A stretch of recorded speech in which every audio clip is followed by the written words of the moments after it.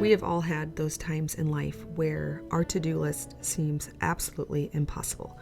Whether this is from a circumstance or a project that you're currently working on that isn't normal, ordinary, everyday life. Sometimes we've stacked new things into our schedule one at a time and didn't notice when things became overwhelming that maybe aren't a priority but felt necessary at the time, and it needs to be reevaluated. It can be an overwhelming feeling when you feel like the things you need to get done are actually impossible to accomplish. That's the feeling that I try to avoid in my life because it's one of helplessness. I can't actually do anything about it because the number of things I've put on my plate and the amount of pressure on myself is not actually possible to accomplish while also taking care of the priorities that are most important to me and doing it well.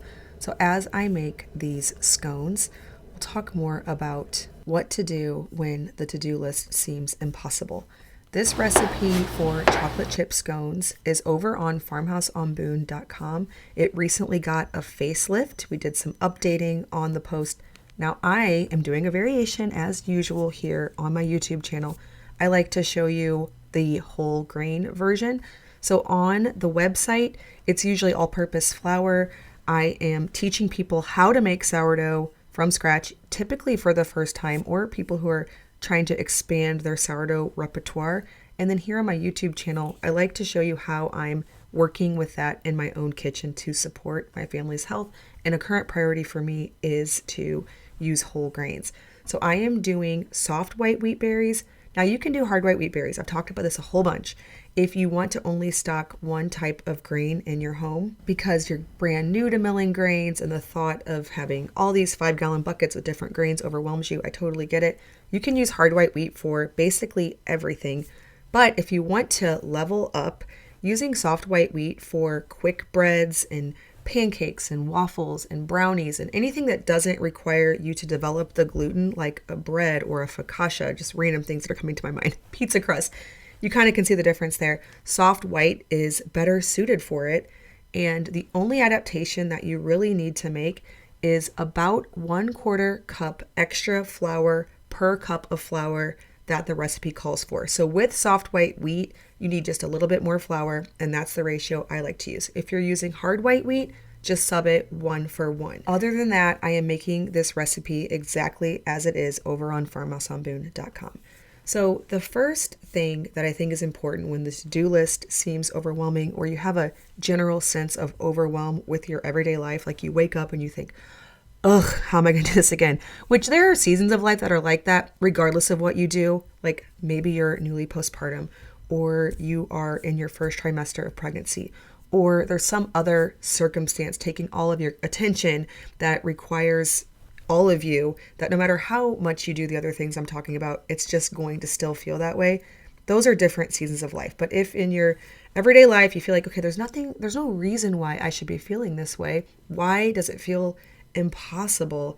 There's usually a few things to assess. So the first thing that I like to do when that happens, and this has kind of been an overarching thing for our marriage, so not like quarterly goals or anything like that, but just a basic set of priorities. We are going to live by these priorities throughout our life, and establishing those to have sort of a framework to fit in the rest of the goals and the things that you're going to accomplish within that is a really important first step. Before I mill some more whole grains to make another delicious sourdough recipe for my family, I want to tell you about today's video sponsor, Wild. One thing that's very important to me in my home for the health of myself and my family is to choose deodorant products that are paraben-free and aluminum-free, and Wild really solves this problem for me. Wild makes refillable, natural deodorant that actually works and smells amazing. The deodorant is packed with 98% natural ingredients and are free of aluminum salts, parabens or sulfates, and all formulas are certified vegan and cruelty-free. Natural deodorants also come in cute, high-quality cases. You get to choose from over 8 different case options with over 10 compostable refills. Plus, you can get your case engraved, which is great if you have several deodorant users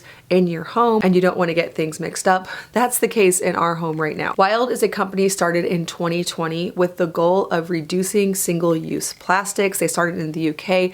Now, of course, they're over in the US and prioritize less waste, high quality, natural ingredients. They recently released an adorable heart case. They also have refillable soap and a beautiful matching heart soap dispenser with a new scent that pairs wonderfully, the Love Potion scent, perfect for the heart case if you choose that one. Mom life can be a lot, but Wild's Heart Collection is a beautiful little reminder to take care of you. To refill your Wild deodorant, wind your case down, slide the bottom out, remove the used refill, and slot new refill into position. Do not remove the refill from the outer sleeve. Push the bottom with refill back into your case, twist it up, and use. I love that Wild has 98% natural ingredients, but also offers 24-hour protection. I work hard around this house and things can get sweaty. Get some of these great products into your home with my code BOON2025 and my special link, which I'll leave down in the description box below. Again, thank you so much, Wild, for sponsoring today's video. Now, as I mill some more wheat for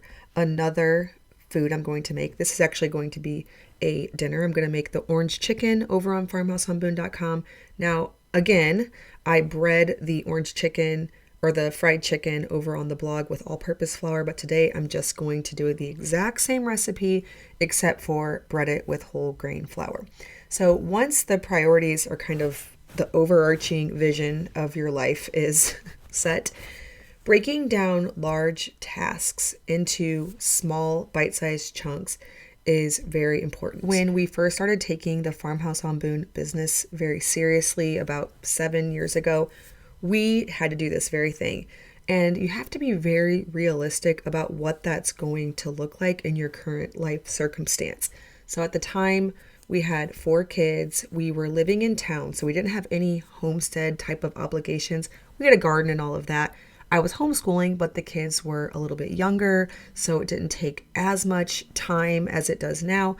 So with all of those factors considered, we laid out, okay, what could I reasonably accomplish without stressing in the next 12 months or so? I think that's the most important piece with any time your to-do list seems overwhelming, no matter what you're trying to accomplish, is being realistic with your energy levels in your season of life, your responsibilities that you have, and not trying to outrun what that all affords you, if you will. And this can be revisited on an ongoing basis, whether you are getting behind on your meals, you feel like you never have the laundry done or dinner ready or any homemaking tasks, whatever it may be. Sometimes the season you're currently in just needs to be looked at honestly, and maybe a brainstorm session on how you could simplify it. So one way that I simplify tasks in the kitchen, if there are other parts of my to-do list that seem overwhelming, is to practice repetition.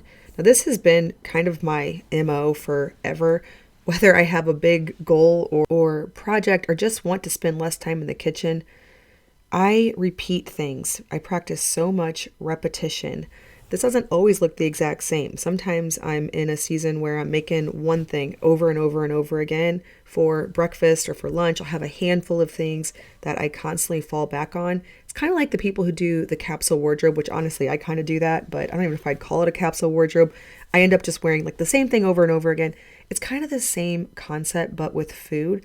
Just reducing the options makes it to where you have to think about it less.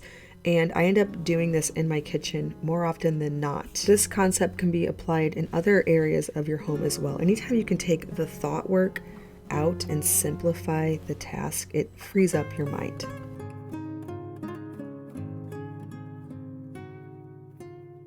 I know it's not possible for everyone in every situation, whether you have family nearby who is very supportive, your spouse. But if you're in a particularly overwhelming season where you feel like it is absolutely impossible to get your to-do list done, and if, like we've already talked about, you've taken off the things that aren't actually necessary, but still you feel like just your everyday life is beyond what you can handle, if you can bring in any kind of support or outsource something if it's financially possible.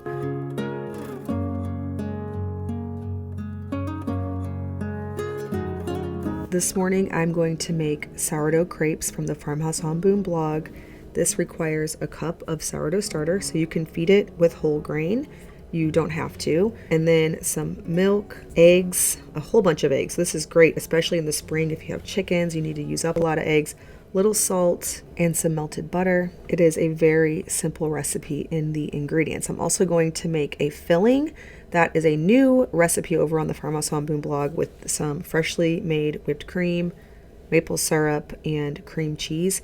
Now there's a little technique in making these crepes that I think makes all the difference on if this is going to be a successful, easy recipe for you. The big key is to get them as thin as possible, and then a well-seasoned, preheated cast iron skillet. So what I like to do is pour about 1/3 of a cup of the crepe batter into a preheated cast iron skillet, swirl the pan around to make sure that I have the thinnest layer possible.